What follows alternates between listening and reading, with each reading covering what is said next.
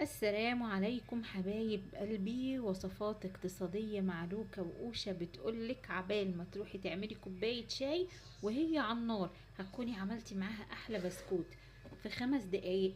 تسميه بقى أسرع بسكوت، أسهل بسكوت، بسكوت ال5 دقايق. بصي يعني اهو زي ما انت شايفة حاجتين بالظبط.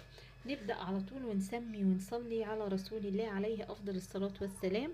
يا ريت تكتبي لي كومنت حلو وتكبري عيلتي الصغيرة وتنوريني في وصفات اقتصادية مع لوكا وأوشا. عملتي ايه بقى كده؟ قولي لنا بسرعة. هقولك في 5 دقايق تعملي ايه. نص كوباية سمنة او نص كوباية زيت مع نص كوباية سكر بودرة. شفتي الجمال؟ اقعدي بقى اضربي كده واخلطي فيهم لغاية ما هتبقى كريمي. هخلطها شوية وهوريكي قوامها.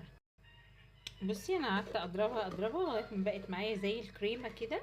بصي كريمة. اقعدي بقى كل ما تضربي فيهم انت بس تأكدي ان السكر اختفى مش اكتر. هنزل بقى عليهم ببضايه. طب مقاديرك ايه كده يا لوكا؟ قوليها لنا على بعضنا على بعضها، وبعد كده ايه قولي لنا انت بتعملي ايه. من عينيا حاضر، وهكتبها لك برده في صندوق الوصف عشان تبقى محفوظه عندك. انا عندي هنا زي ما قلت لك نص كوبايه سمنه او زيت، معاهم نص كوبايه سكر بودره. حلوه قوي حلوه قوي كده. معايا هنا كوبايه ونص دقيق، وعليهم معلقه بيكنج باودر صغيره ورشه الملح بتاعتنا. بس كده بس كده. وهننزل عليهم بالبضايه والفانيليا طبعا عشان تكسر زفاره البيض. انا عن نفسي هستخدم فانيليا بالبرتقال. انت عايزه تستخدميها فانيليا عادي، عندك نكهه البرتقال اللي هي زي الزيت حطيها، عايزه تحطي كاكاو حطيها براحتك. اساسياتي كوبايه ونص دقيق، بضايه، نص كوبايه سمنه او زيت، ونص كوبايه سكر بودره، والفانيليا بتاعتي. وده القوام بتاعي بعد ما نزلت بالبضايه والفانيليا اهو. قوام كده حلو، ريحته خطيرة. يعني لو والله تعتمديها وصفة كده وتقولي بسكوت العيد، يا سلام على الجمال. مفيش اي مشكلة لو عملتيها في العيد، بس طبعا هتكتري الكميات.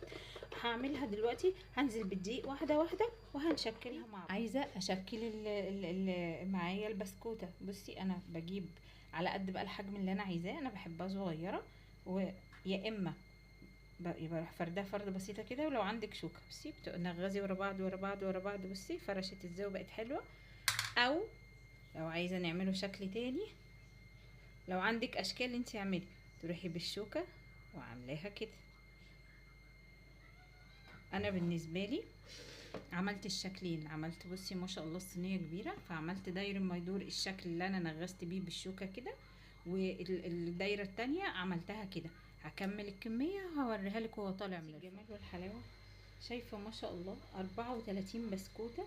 من ممكن لو هتكبري طبعا الكميه هتقل، ممكن هتصغري اكتر من كده الكميه هتكتر. انت ممكن توصلي ل40 45 بسكوته براحتك على حسب الكميه. انا عاملاها كده متوسطه. 3 اشكال اهو. ادي عندي شكل، وادي عندي شكل تاني، وادي عندي شكل. 3 اشكال. هدخلها الفرن يا دوب تحمر من تحت وتسيبيها هي كده تبقى استوت. وده شكل البسكوت بعد ما طلع من الفرن. مش قادره اقولك على جماله، هش وطري، هش ومن جوه جميل. بصي شفتي بيتقسم ازاي؟ بصي شايفه الهشاشة؟ اسمعي كده صوت، سامعه القرمشه؟ والله تحفه. اعمليه لولادك، وان شاء الله مع بعض في الحلويات، مع بعض في اي وصفات اقتصاديه مع لوكا بقوشه.